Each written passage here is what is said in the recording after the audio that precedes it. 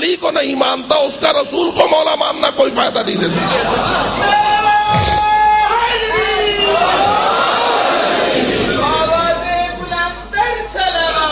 اللہ صلی اللہ۔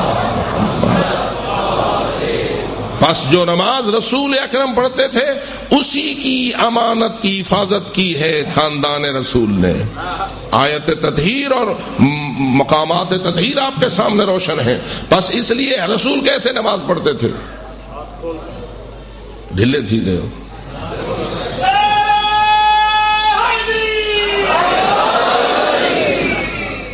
اگرچہ کہ آج مسلمانوں کی اکثریت ہاتھ باندھتی ہے، مسلمانوں کی اکثریت ہاتھ باندھتی ہے، اس کے باوجود بھی آپ یہ کہیں گے کہ رسول ہاتھ کھول کر پڑھتے تھے۔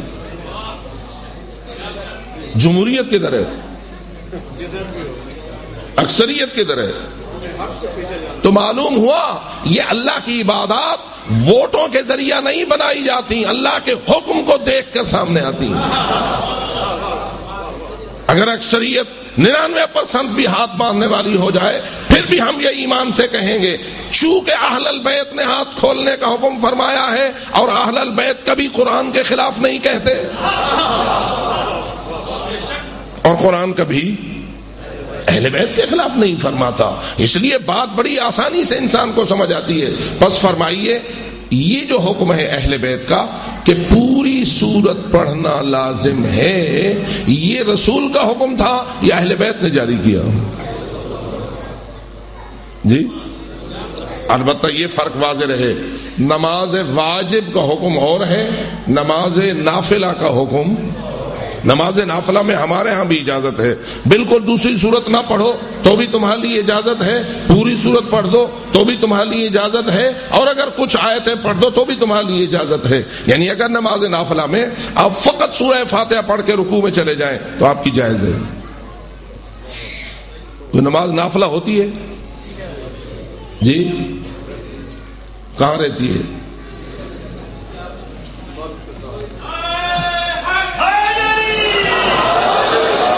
یاد رکھو میرے دوستو، 17 رکعت واجب ہے تو 34 رکعت نافلہ ہے، اور حضرت امام محمد باقر علیہ السلام اور حضرت امام حسن عسکری علیہ السلام اپنے ارشاد قدسی میں یہ فرما گئے ہیں کہ ہمارے شیعہ کی 5 نشانیوں میں سے ایک نشانی یہ ہے کہ وہ روزانہ 51 رکعت نماز پڑھتا ہے۔ کیا خیال ہے، یہ نشانی مانتے ہو یا نہیں؟ جی گال تو وہ تھی ویندی ہے، مولوی جو تھے نہ گالی نماز دی کرنی ہے بابا سے برن صلوات۔ بہرحال میرے دوستو، نافلہ کا حکم اور ہے، واجب نماز کا حکم اور ہے۔ دوسری سورت پڑھنا فقہ جعفریہ میں دونوں رکعتوں میں کیا ہے؟ نماز واجب میں واجب ہے۔ اب جو استدلال میں کرنا چاہتا تھا وہ یہ، اگر سورتیں ناقص ہوتی اور ان میں ایک آیت بھی کم ہوتی تو ائمہ خدا یہ حکم نہ دیتے، نشان زد کر دیتے فلاں سورت کو مت پڑھنا کہ اس میں آیت کم ہے، فلاں سورت کو مت پڑھنا کہ اس آیت کم ہے۔ لیکن کیا ائمہ خدا نے ان سب سورتوں کے لیے حکم دے دیا یا نہیں؟ اگر روکا ہے ہمارے ہاں اگر ہے تو یہ ہے کہ فقط وہ 4 سورتیں جن میں فقہ جعفریہ میں سجدہ واجب ہے اس کو آپ نماز واجب میں نہ پڑھیں۔ کیوں؟ اس لیے کہ اگر پڑھو گے اور سجدے والی آیت آئے گی تو آپ کو فوراً یاد ہے آپ کو کہ مکہ میں امام اور مدینے کے امام صاحب جو ہیں وہ بسا اوقات نماز جمعہ، روز جمعہ جو پڑھتے ہیں صبح کی نماز، اس میں وہ سورت کو شروع کر دیتے ہیں کہ جس میں آیت وہ آتی ہے کہ جس میں سجدہ واجب ہوتا ہے۔ پھر کیا ہوتا ہے، جو ہی وہ سجدہ واجب والی آیت پڑھتے ہیں خود فوراً سجدے میں چلے جاتے ہیں۔ ان کے جو سمجھدار مقتدی ہوتے ہیں وہ بھی سجدے میں چلے جاتے ہیں، باقی بیچارے کھڑے رہتے ہیں، ان کو سمجھ نہیں آتی ہم نے کیا کرنا ہے۔ وہ سجدہ کر کے پھر اٹھتے ہیں اور پھر اس سورت کو وہاں سے شروع کر دیتے ہیں جہاں سے انہوں نے چھوڑا تھا۔ ہمارے ہاں یہ ہے کہ یہ سجدہ نماز کو باطل کر دے گا۔ اس لیے تمہیں سجدے والی سورت کو پڑھنے کی اجازت نہیں ہے. یہ 4 صورتیں مستثنا کر لو، 114 صورتوں میں سے باقی بچ گئیں 110 صورتیں، ان میں سے ایک سورہ فاتحہ ہے، باقی 109 بچ گئیں. ان 109 میں سے کوئی بھی صورت اگر آپ نماز میں پڑھیں تو آپ کی نماز واجب صحیح ہے. اب میں یہ کہنا چاہتا ہوں کہ اگر ائمہ کے نزدیک یہ صورتیں ناقص ہوتی تو کبھی بھی ائمہ دوسری صورت کو مکمل پڑھنے کی اجازت نہ دیتے. میں ائمہ ہدی علیہ السلام کے حوالے سے بات کر رہا ہوں کہ ان کا یہ حکم دینا اس امر کی طرف اشارہ ہے کہ ان کے نزدیک قرآن کامل ہے، اور جو اہل البیت کا عقیدہ ہے وہی ہمارا عقیدہ ہے، جو اہل البیت کا نظریہ ہے وہی ہمارا نظریہ ہے. کیوں؟ رسول فرما گئے ہیں اہل بیت قرآن کے ساتھ رہیں گے اور قرآن اہل بیت کے ساتھ رہے گا. اس لیے ہم کبھی بھی یہ نہیں فرض کر سکتے کہ قرآن مجید میں کوئی آیت رہ گئی ہے، حتیٰ کہ قرآن مجید کی جو آیات کی ترتیب ہے اس ترتیب کو بھی ہم اپنے لیے لازم سمجھتے ہیں. کیا خیال ہے میرے اور آپ کے لیے جائز ہے کہ ہم قرآن نماز میں سورہ قل هو اللہ احد کو تھوڑا سا تبدیل کر دیں اور پڑھ دیں قل هو اللہ احد لم یلد ولم یولد اللہ الصمد ولم یکن له کفوا احد؟ میں نے کوئی اس میں کی ہے تبدیلی کی ہے؟ کیا کیا ہے میں نے؟ اللہ الصمد کو بعد میں لایا ہے، لم یلد ولم یولد کو. یہ حالانکہ اللہ ہی کے سارے صفات ہیں یا نہیں؟ هو اللہ احد اللہ کی صفت، اللہ الصمد اللہ کی صفت، لم یلد ولم یولد اللہ کی صفت، ولم یکن لہ کفوا احد اللہ کی صفت. 4 صفتیں اگر ان 4 آیتوں میں آ گئی ہیں تو ہم اگر ان 4 کو اس ترتیب سے بیان نہ کریں، تھوڑا سا آگے پیچھے کر دیں، نمبر 2 کو نمبر 3 کر دیں، نمبر 3 کو نمبر 2 کر دیں، تو کیا خیال ہے ہماری نماز صحیح ہوگی؟ کیوں نہیں صحیح ہوگی؟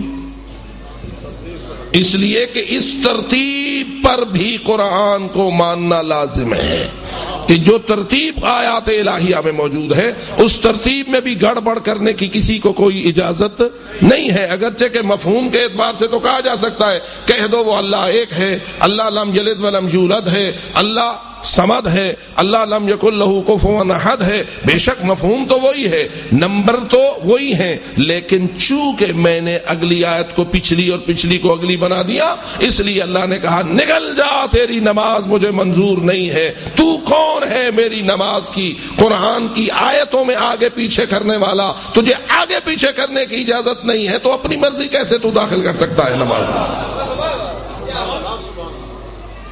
فرمائیے اللہ اکبر یہ تکبیرۃ الاحرام میں کہا جاتا ہے یا نہیں؟ اگر کوئی اللہ اکبر نہ کہے اور نماز شروع کر دے ہوگی اس کی نماز؟ اچھا اللہ اکبر 2 مرتبہ کہہ دے تکبیرۃ الاحرام کی نیت سے، نماز ہوگی؟ بھائی اللہ اکبر کہنے سے نماز باطل؟ تھوڑا سا جذباتی مسئلہ کون بناؤں؟ اللہ اکبر نالی نماز باطل تھی جی؟ تو جواب آئے گا ہاں اس اللہ اکبر سے نماز باطل ہے جو تو نے اپنی مرضی سے نماز کی جز بنانے کی کوشش کی ہے.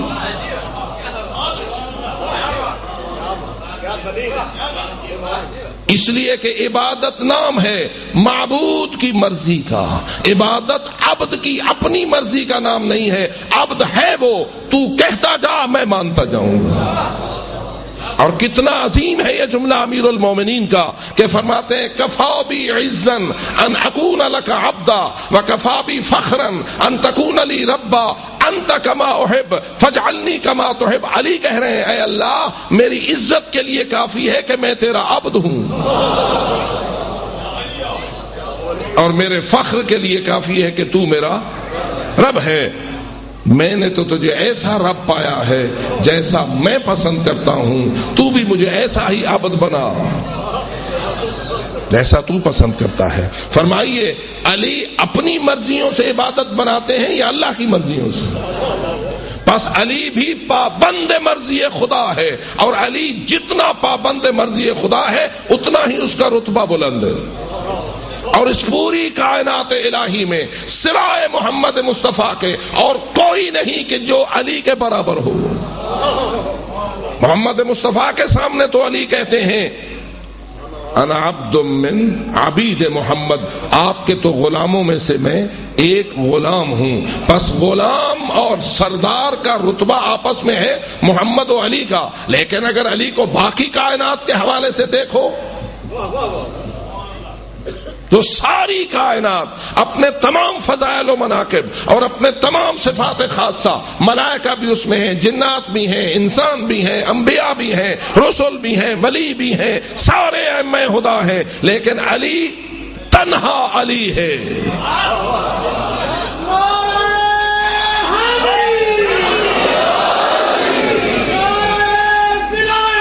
علی ولی، علی وہ ہے جس کی ایک ضربت کو رسول ثقلین کی عبادت سے افضل کہتے ہیں. بس اس لیے میرے محترم دوستو، علی ہی علی ہے، علی لاسانی ہے، علی کا کوئی شریک نہیں ہے ان کے فضائل و مناقب میں. لیکن علی علی ہونے کے باوجود وہ ہے کہ جس کو بنانے والا، علی کو بنانے والا وہ اللہ ہے. بس اللہ کو بھی ماننا چاہیے، جو علی کو جتنا مانتا ہے اتنا اس سے زیادہ اسے اللہ کو ماننا پڑے گا. کیوں؟ علی کو مانے، علی کو خالق کو نہ مانے. وہ کون ہے جس نے علی کو علی بنایا ہے؟ علی خود بخود علی بن گئے؟ لوگوں نے مل کے علی بنایا، ووٹ ملے علی کو. اور عجیب چیز ہے، ووٹ کسی اور طرف جا رہے تھے، فضیلت علی کی طرف جا رہی تھی.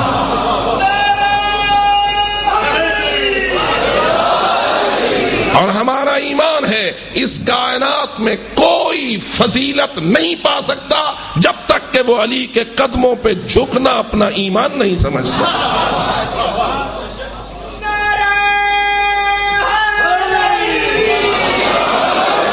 بس عزیزان من، اس نقطے کو مد نظر رکھیے. اور آج کی گفتگو کا میرا خلاصہ یہ ہے کہ ہمارے تشیع، ہمارے مذہب اہل بیت، ہماری فقہ جعفریہ میں ہم سب کا یہ ایمان ہے کہ قرآن یہی ہے، بسم اللہ سے لے کے والناس تک کامل قرآن ہے. اس میں کوئی ترمیم کرنے والے کامیاب نہیں ہوئے، اس میں کوئی تحریف کرنے والے کامیاب نہیں ہوئے. ہاں اتنا ضرور ہے، الفاظ محفوظ ہیں، مفاہیم میں گڑبڑ کرتے ہیں، مطالب میں گڑبڑ کرتے ہیں. اور یہی وہ چیز ہوگی جس کی رسول اکرم روز محشر شکوہ کریں گے. اے میرے رب، ان قوم اتخذوا هذا القرآن مہجورا، اے میرے رب میری قوم نے میرے قرآن کو چھوڑ دیا تھا. کیا خیال ہے، آج کل حافظ زیادہ ہیں یا پرانے زمانے میں؟ آج کل تلاوت زیادہ ہے یا پرانے زمانے میں؟ جی تلاوت بھی بڑھ گئی، حافظ بھی بڑھ گئے، سب کچھ. لیکن پھر بھی رسول شکوہ کر رہے ہیں کہ میری قوم نے میرے قرآن کو مہجور بنا دیا، میری قوم نے میرے قرآن کو چھوڑ دیا. کہاں چھوڑ دیا، کیسے چھوڑ دیا؟ تو جواب یہ ہے جیسے اہل البیت کو چھوڑ دیا ایسے ہی، بلکہ حق یہ ہے جس نے اہل بیت کو چھوڑا اس نے قرآن کو چھوڑا، جس نے قرآن کو چھوڑا اس نے اہل بیت کو چھوڑا. لیکن یاد رکھے قرآن اور اہل بیت کبھی ایک دوسرے کو نہیں چھوڑیں گے. جو اہل بیت کو چھوڑے گا اس نے قرآن کو چھوڑ دیا، اور جو قرآن کو چھوڑے گا اس نے اہل البیت کو چھوڑ دیا. یہی دو گراں قدر میراث ہیں سید الانبیاء حضرت جناب محمد مصطفیٰ صلی اللہ علیہ وآلہ وسلم کی. اور قرآن مجید پر ہمارا کامل ایمان ہے. اور میں پوری وضاحت اور پورے یقین اور پورے اعلان کے ساتھ پوری دنیا تک یہ آواز پہنچانا چاہتا ہوں کہ ہمارے خلاف اگر کسی کے ذہن میں یہ اتہام اور الزام ہے تو وہ ان الزام لگانے والوں کی گردن کاٹے، ہمیں نہ کاٹے. اس لیے کہ جھوٹ کل بھی جھوٹ تھا، آج بھی جھوٹ ہے اور ہمیشہ جھوٹ رہے گا. وَنَجْعَلْ لَعْنَةَ اللَّهِ عَلَى الْكَاذِبِينَ، ہم اور اللہ سے کہتے ہیں اللہ جو جھوٹ بولتے ہیں ان پر تو اپنی لعنت خود نازل فرما. تو عزیزان من یاد رکھو قرآن کا وہ نظام ہے جس کو بچانے کے لیے امام حسین مدینہ چھوڑ رہے ہیں. قوم نے